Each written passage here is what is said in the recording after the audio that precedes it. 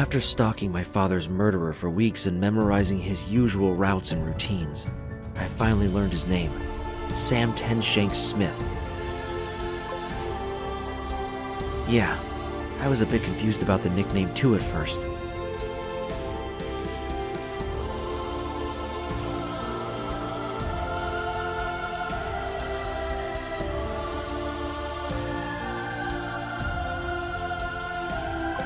Then I overheard him bragging to some mates about the story that earned him that prestigious title. According to him, he got the nickname after he stabbed a senior member of a rival gang 10 times when he was only 15.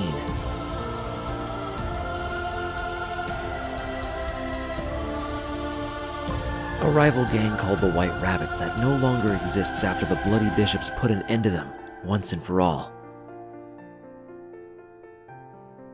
He even claimed that he was part of the final firefight.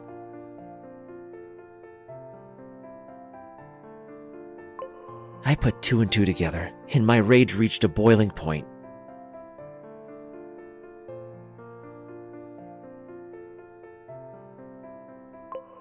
That senior gang member he seemed so proud of killing was my father. That final firefight with the White Rabbits was the one where my older brother died. And although the exact details of my father's murder have faded over the years, I knew for a fact that the bastard stabbed him way more than just 10 times.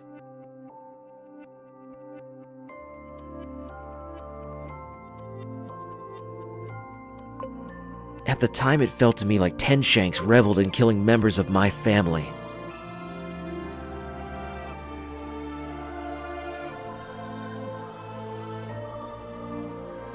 But deep down, I knew he was just some punk who killed for the glory he got from it. A simple-minded mad dog that the Bloody Bishops pat on the head every time he's sent out to kill their enemies.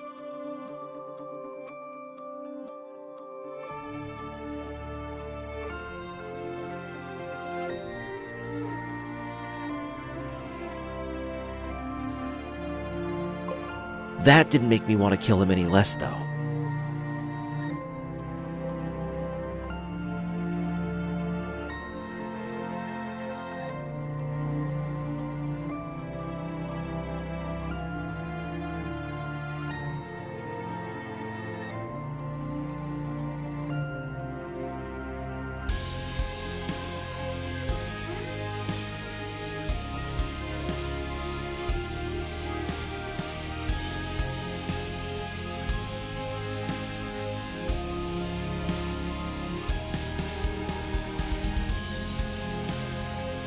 I waited until I knew all of Sam's little habits by heart before striking.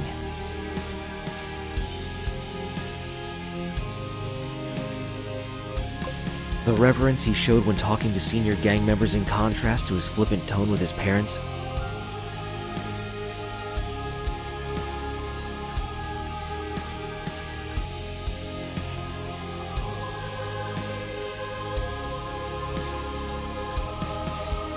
The favorite shows he'd always make time for to watch at home every week.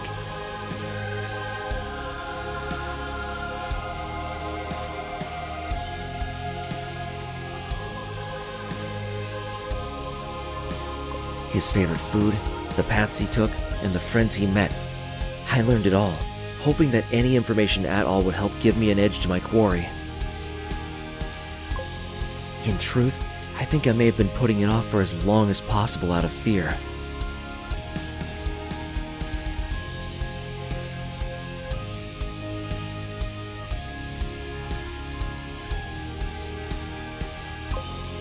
I'd never even been in a fight before, yet here I was planning to commit premeditated murder.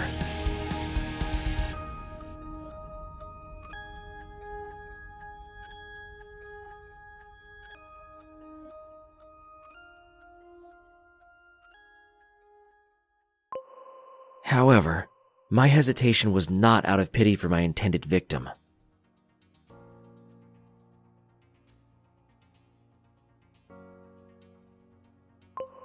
Had I been given the opportunity to do so without consequence, I would have jumped at the chance to kill him.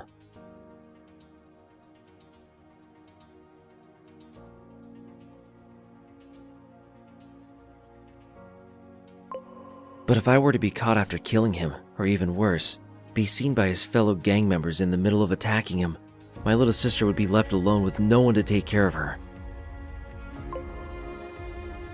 Our mother sure as hell wouldn't have been able to.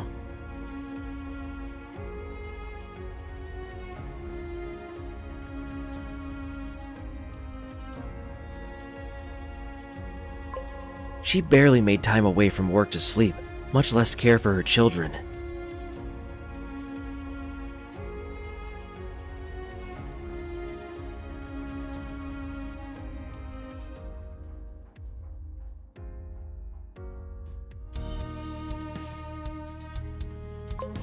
I don't blame her for it, but it meant that taking care of Natalie was entirely on my shoulders.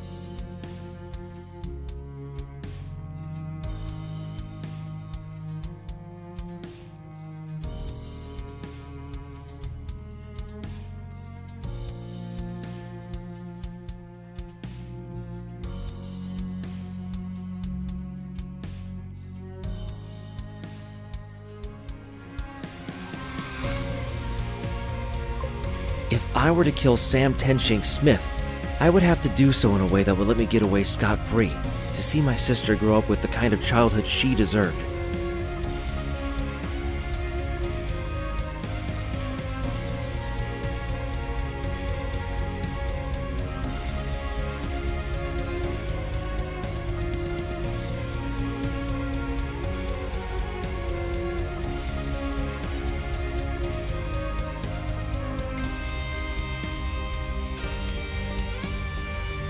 Other than his usual routes and hangout spots, I also studied the way Sam fought in a few brawls I managed to catch him in.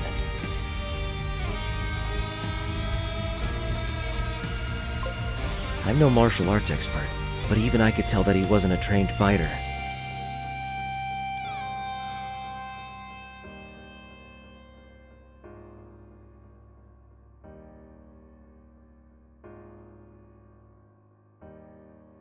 Sure, he was taller than the average guy, and from the looks of it could throw one hell of a punch, but his techniques were sloppy despite his clear strength.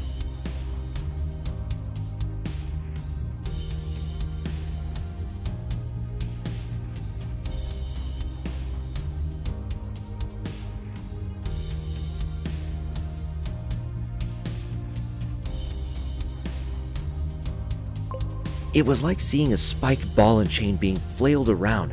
Powerful, but clumsy.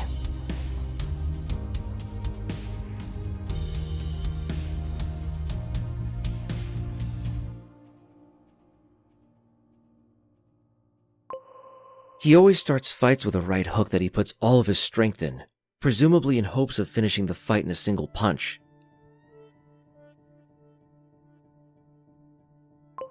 It always leaves him staggering from the weight of his own punch, though his victim is always left much worse off.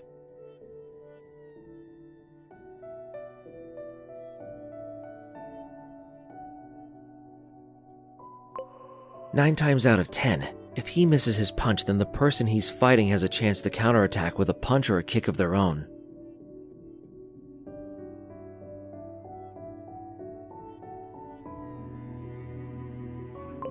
I took note of that fact in particular.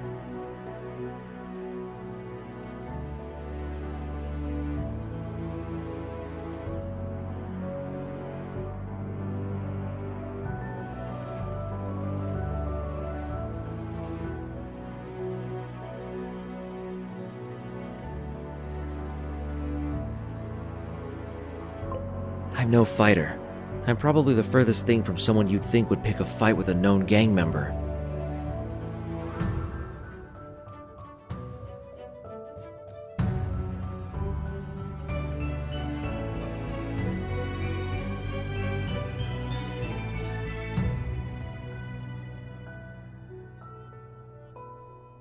The closest thing to a fight I'd been in was kicking an aggressive stray dog that was growling at my sister.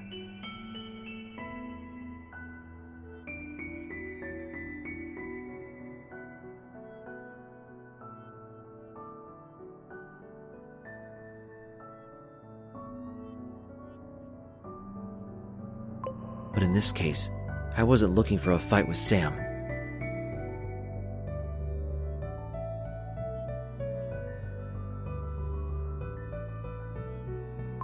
I didn't need to brawl with him to prove that I was better, or any of that rubbish.